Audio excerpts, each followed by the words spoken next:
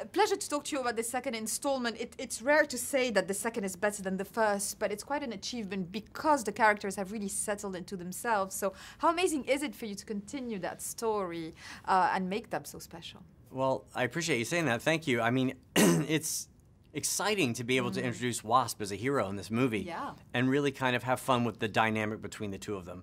Because in the comic books, they were always this partnership. And I grew up reading sort of the Hank Janet version of Ant-Man and Wasp and liked the idea of creating a movie that, while it's not a romantic comedy, it has sort of some of the aspects of that. And it really is about the sort of how they mesh as a superhero team, but also just the personalities and their different approaches to being heroes. I'm always curious if in the cinematic universe there's always a choice of making things a little bit surprising for the audience, especially for the comic book audience who kind of expects the traditional way, but then you come up with a different idea. Is that something that, you know, I think it's you do really in the MCU? Yeah, I mean, we're the 20th MCU movie, so a big part of my job is really creating things that are going to take the audience off guard and create exciting, you know, storylines for them and unexpected things, because the last thing you want to do is bore the audience. And really, it's I think what Marvel's been so good at is really mixing up tones and characters in a way that, you know, people hopefully don't know what's coming. I think impossible to bore the audience with somebody like the main cast. I mean, basically between Paul and Evangeline and the kind of chemistry that they have is quite fun. Do you have to motivate it, or it's there? It's there. It's really there. I mean, you know, they have such a genuine affection for each other in real life. And we try to have fun on the set, and really that rapport, I think, is really, really strong. I think they both really love doing this because it's very different than the other movies and shows that they had done before in their careers.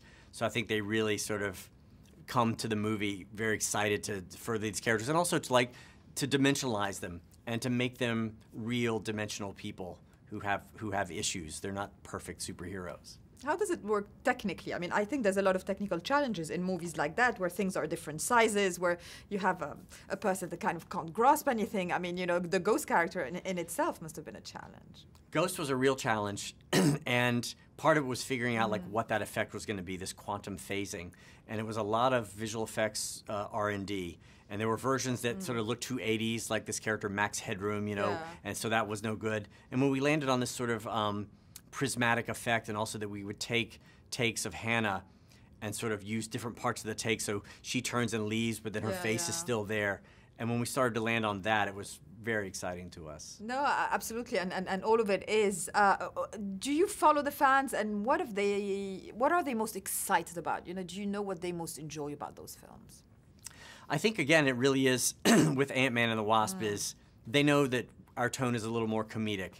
And we really wanted, you know, Paul and I talked at the beginning about, we want this movie to be a joy delivery system, right? That it's a really good time at the movies, but also that they're emotional. Like there's, you know, this reunion between Janet and Hank and Janet and Hope should be very, very emotional. So we like that the movie is very straightforward about its emotions. How excited was Michelle? I mean, she's not here today, so we would have loved to ask her how excited she was herself to play an iconic comic book character, being herself an iconic actress.